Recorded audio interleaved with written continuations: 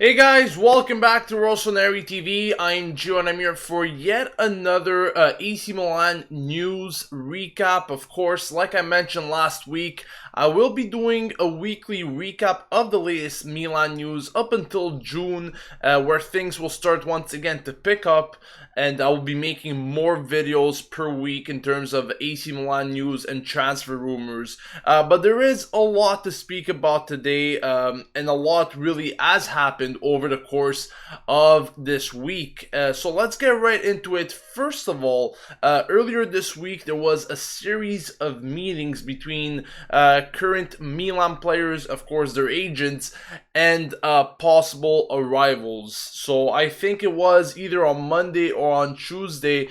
There was really a list of agents that were going into Casa Milan to speak about their players' future, and of course possible players that could even come into the team this summer. So first of all, Bacca's agent was there, and of course the major talks were regarding his future, whether he will be staying at Milan or if he will be leaving this summer. And honestly, chances are that Bacca is more and more heading towards an exit at Milan, and it really doesn't seem that Milan, Montella, and the new management will want to continue with Bacca. As we saw last week, there were numerous reports of potential replacements for Bacca, such as Morata or Aubameyang. Obviously, very high caliber options there with a lot of transfer fee attached to them. But there were also other options that I spoke about, such as Kalinic. Point being is here that Bacca's future tends to be, or at least is tending to be, more and more away from the Rossoneri. There was also Suso's agent in Casa Milan to discuss about a possible contract renewal, which we have been speaking about for months and months, but it's still not here. And we did say that as soon as the new management was going to come in, then this is when really Milan and Suso's agent were gonna have continuous talks regarding his contract renewal, and that's exactly what is happening at the moment. There's still no official confirmation regarding an offer that has been given to Suso in terms of this contract extension, but once there will be, rest assured, we will definitely mention it here on the channel. Now, in terms of potential players coming in, Milan met with some agents that do represent some Wolfsburg players, and of course, this includes the likes of Luis Gustavo and Ricardo Rodriguez, and it appears to be that Milan is actually interested in signing Ricardo Rodriguez, of course, a 24-year-old left back for Wolfsburg, and a lot of attention was put on this particular topic because I actually asked the question on Twitter, what do you guys think about this player? I wasn't very familiar about him, and lots of people were telling me he's one of the best fullbacks in the Bundesliga, just behind Alaba. And then I went to do some research on my own on YouTube, try to look exactly what this player consists of, and I saw that he has some great ability into dribbling, getting past players. He has a very accurate left foot, and at this moment, I think he could definitely be an upgrade over guys like De Sciglio and Vanjoni, for example. So if he does come in, I think he will definitely benefit the club. Now, in terms of cost, it seems to be that he has a 25 million euro release clause on him, but Milan are tending to spend just 20 million or something along those lines. So obviously, Milan still has to negotiate with Wolfsburg regarding the player and the transfer fee that they could come to an agreement with. But we should exactly know in the next coming weeks if Milan and Wolfsburg will actually come to a conclusion. There's also, like I said, that there's a confirmation from Di Marzio, a very reliable source from Sky, saying that Milan had already reached an agreement, a personal agreement with Rodriguez. So it's already a very good step in the right direction to sign this player. In terms of stats, he scored 2 goals and provided 3 assists in the Bundesliga for Wolfsburg this season. However, he's had some injury problems since March, from what I saw. I'm not really sure what the extent of this injury really is, how long he will be out for. But I saw he did make a comeback, then he got injured again. So I'm really not sure in regards of that. But in terms of us actually signing the player, we should find out more about this in the next coming weeks. Furthermore, there was also a meeting yesterday, and this was between Mirabelli and the Torino sporting director to discuss some players. And it appears to be that the names that were mentioned here at this meeting were Kuchka, Poli, Bastelli, and Zappacosta, and obviously there were also some inquiries regarding the man himself, Andrea Belotti. Now, the Torino sporting director confirmed that really there wasn't any official offer or bid from Milan regarding Belotti, but it was just simply, an understanding, or maybe trying to explain to Torino that Milan is interested in the player. It is a player that Milan likes. However, like I said, the player has, I think, 100 million release clause for clubs in Italy. I think for Milan it's something less, but nonetheless, it's a very expensive option for Milan this summer. And of course, Milan will be spending a lot of money. That's what has been promised. But whether or not they will be spending a lot of money on Belotti still remains to be seen. So that's pretty much what we know about Belotti. I know a lot of you guys are still very, very curious to know whether Belotti will become a Milan player or not. I think we just need to give it time. The sporting director from Torino also mentioned that he thinks, or at least he hopes, that he stays at Torino for yet another season, and then he tries to move on elsewhere to obviously build his name. Because a guy like Belotti, let's be honest, he needs to move away from Torino. He's not going to have a very big future at Torino. He's going to have to move into a big club.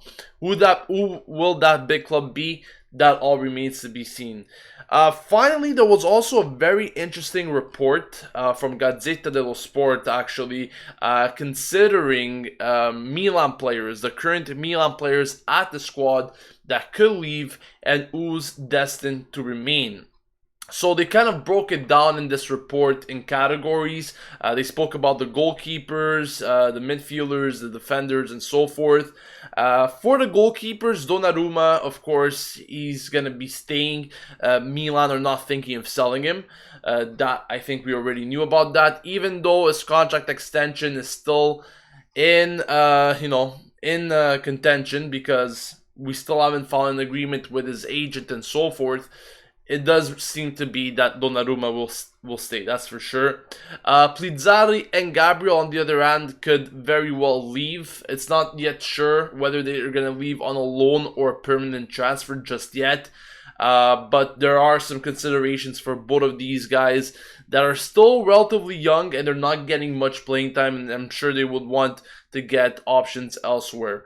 For the defense, the main topic of discussion, I think, is De Sciglio. A lot of people have been wondering what the future holds for De Sciglio. Will he be staying at Milan? Will he be leaving? Who knows? But it seems to be that De Sciglio is once again, just like Bacca, tending to move more and more away from Milan. And I think this summer is finally the summer that he will be getting sold. There have also been considerations regarding the other players in the defense, and of course that is Zapata, Paletta, and Gustavo Gomez. They have been deemed all sellable from Milan, so they might potentially leave the club. Romagnoli, like I said, is going to be there. He's going to remain in the team with the possible arrival of Musacchio. That's also another thing that we have to add there. So yeah, definitely Zapata, Paleta, or Gomez will leave. I'm not sure if all three will leave. I will personally keep Paleta and possibly get rid of Zapata and Gomez, just to make a little bit of money, or just to shrink the squad size to replace them with other potential players. For the midfield, Pasalic could be redeemed from Chelsea. That is definitely something that Montella wants. It seems to be that Montella wants to keep Pasalic. He wants to continue building him. Matty Fernandez could also be kept. And this is definitely a very interesting thing that I read here, because it seems to be that Locatelli could actually be loaned out. And this to me definitely made me raise my eyebrows, because I wasn't too sure on how to take this, and I really want your opinion on this. Locatelli, he has been getting a lot of playing time this season from what he was initially supposed to get, and that was barely anything. Of course, Montolivo's injury definitely contributed to this, but he did show some very good things, and I think he definitely needs to remain at Milan.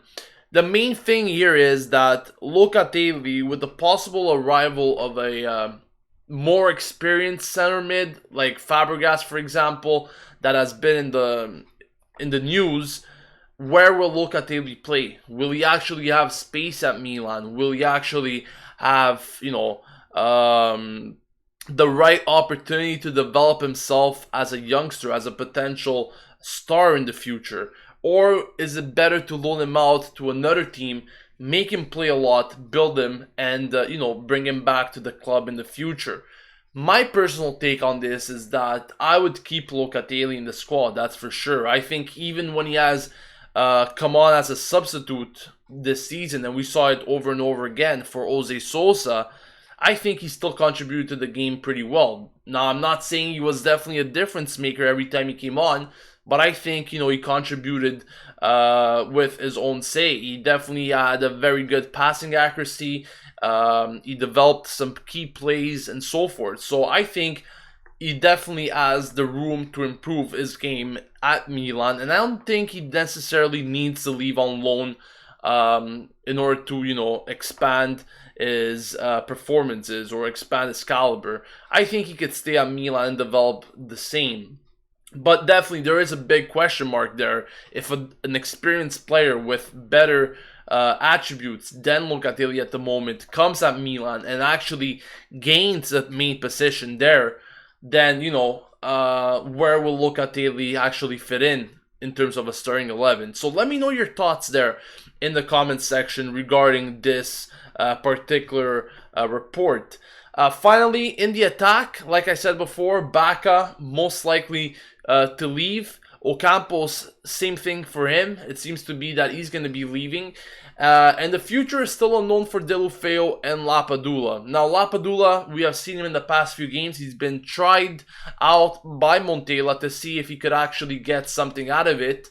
If he could get something out of Lapadula, whether he will be an option for him next season. So he's kind of experimenting everything with Lapadula at the moment, and hence why Baca hasn't really been given a chance, knowing that most likely he's going to be out the door as well this summer. For Deulofeu, this all really depends on Barcelona. However, I also did read some reports regarding Papu Gomez being the primary replacement, at least for the moment, in case Deulofeu does not stay at Milan. Let me know your thoughts on that as well. I think Papu Gomez would be a very decent replacement for Deulofeu if Deulofeu is not kept at the club. He did very good things with Atalanta. He keeps improving his game, and I think he's around his late 20s now. I'm not entirely sure there. Correct me if I'm wrong. But Papu Gomez, I think, could definitely, make the move to a bigger team like Milan. And I would welcome it. Definitely, I think Deulofeu would be my preferred choice But we also have to consider that Papu Gomez, knowing the league inside and out now and doing great things for Atalanta, could be a good replacement as well. So that pretty much sums up the news for the week in terms of transfer news and rumors, considering players leaving and possibly coming. So let me know exactly your thoughts on all of those news in the comment section. I'll be reading your thoughts for the next 5 to 10 minutes. If you guys have any questions regarding these players, if you want to know a bit more regarding these rumors, feel free to ask me, and I'll be getting into the comments section right away here. We need someone who can create, like Pirlo says, Gassan. We don't need decent, we need outstanding. This is Milan. I definitely agree with that aspect there that you mentioned. Many times in the past few years, I think that we have been actually, focused on having decent players. We have been accepting decent players and haven't been going for the outstanding, for the world-class players. Of course, a big portion of this was due to the fact of the lack of funds. Milan simply didn't have the funds to go out there and buy whoever they wanted. This problem seems to have been fixed now with the arrival of the Chinese, with the money coming in. So definitely, Milan has the opportunity to buy world-class, outstanding players now, and we cannot just, focus on having decent. Like you mentioned there, Gassan, we need something more. We need certainties at this moment. Nishan confirms with me, Papu Gomez is 29. That's exactly what I thought. He was in his late 20s. Abdul says, I love Lapadula, but it's better for his career if he leaves the club. We need a better, younger finisher who could learn from our main striker, but I will also like to see Balotelli back, and he's going to be a free agent, says Abdul. Well, I definitely agree with you there on the fact that Lapadula, I think he could do great things in his career. Whether Milan is the club that he's going to be doing those great things in, it's pretty unlikely. I see Lapadula more as a striker that could fit into teams like Torino or Atalanta, teams that are destined to be mid-table, and I don't see him as a player that could potentially come into or break through, like a player that could have a very influential impact in Europe, for example. I don't think Lapadula is at that level yet, whereas Belotti, a younger option, definitely has those characteristics in his hands, and I would definitely welcome him instead. Not only for what he's done in Italy, I just think that he's technically, together with Immobile at the moment, the future of Italy up front. So I would definitely welcome such a great option like Belotti. Italian, young, full of will, full of desire to score goals.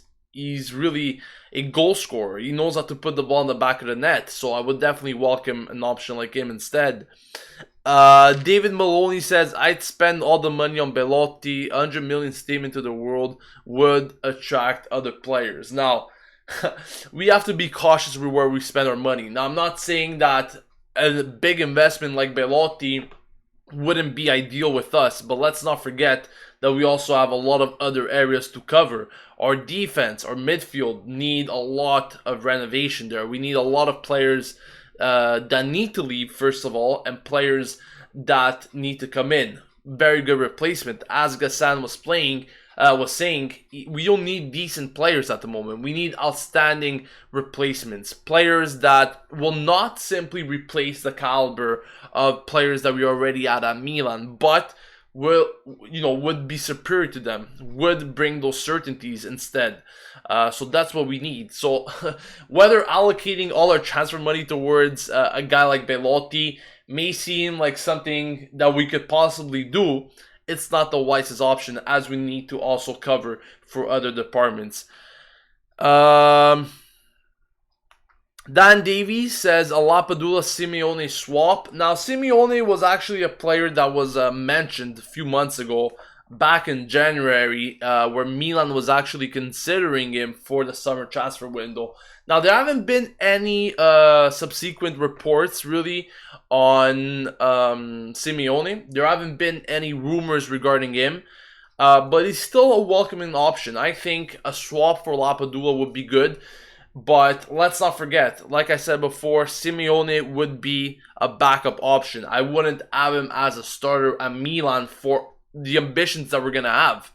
Now, whether he could develop into the next Belotti, that's definitely possible. But at the moment, like I said, we need certainties. A guy like Aubameyang, Benzema, for example, or Belotti, these are guys that bring those certainties. That's what we need up front. We cannot settle in for a guy like Simeone or Lapadula. With no offense to them, but we have ambitions now. We actually have money to spend to make this club great again, to go into the Champions League, to fight with the greatest teams in Europe. And we have to stop going for the decent additions here. Dan Davies also says, I don't want to see Paletta in the Milan shirt ever again. Thoughts, Gio? Like I said before, Paletta in the future, possibly even starting from next season, he won't be a starter anymore. It probably will be Romagnoli paired up with Musacchio. I still think that Paletta is a decent sub to have. I know I've mentioned the whole talk regarding decency. It's not something that we should go for. But I still think that Paletta, for a guy with experience that could have a very good season, like we saw at the beginning of the season, the first half of the season, Paletta, I think, was one of the best players for Milan, shining out there. In the second half of the season was a completely different story, but I still think that he has some characteristics in him to do well, even as a sub, even as a player that could come in to replace whether or either Romagnoli or Musacchio gets injured in the future, for example. So I wouldn't completely throw him out of the team. But let's not forget that, if I'm not mistaken, Paletta, his contract is expiring. I'm not sure if it's this season or next season. I'm going to make sure of that right now for you guys. But the talks were that, Paletta's contract had to be renewed for a couple of years, and the Chinese weren't really buying that. Now, he does have a contract until next summer, so he still has a year left in his contract, so technically he could still remain at the club. But let's not forget that he's in his early 30s already. He's 31 years old, and this guy wants, a 3-year contract, let's say. I'm not really sure if the Milan board is actually going for an option like him to keep. That is why maybe Paletta will potentially get sold. And like I said before, he is a sellable option for Milan this summer. So yeah, that all remains to be seen. Of course, it's still very, very early. The transfer window is not going to open for another month and a half at least. So there's definitely going to be lots of rumors and news regarding Paletta potentially. But my take on this is that if he does remain at Milan, he could be a good substitute player to have, a good replacement whenever the occasion occurs that we need to throw him in. I think he's a decent replacement. On the other hand, the same thing can't be said about Zapata. I would definitely get rid of Zapata at all costs. Hey, High Gaming HD is in here, so thanks for joining us, man. Long time no talk, actually. The most important signing, Donnarumma's new contract, he says. I definitely agree with that. Donnarumma has been stellar, not only this season, but also in the past season. This guy is, at the moment, if you would rank all the Milan players in terms of importance, he would definitely top that list. So that new contract, I think, would be the best signing possible for Milan in the summer window. Obviously, we have to take a look at all the other options as well. That's for sure. I definitely hope that happens. A lot of you guys haven't really given me any feedback on what you think about Ricardo Rodriguez. I'm pretty, I want to know more about this guy. Maybe you guys know more about this player, or you're actually considering him as a possible very good option to have for Milan. So I want to know exactly what your thoughts are in the comments section below regarding this player, if you have more information about him. So at the moment, I'm visualizing this Milan defense, and we will possibly have Ricardo Rodriguez as the left back for next season, Romagnoli and Musacchio as the center backs, and on that right side, I guess we'll be alternating between Calabria and Abate there.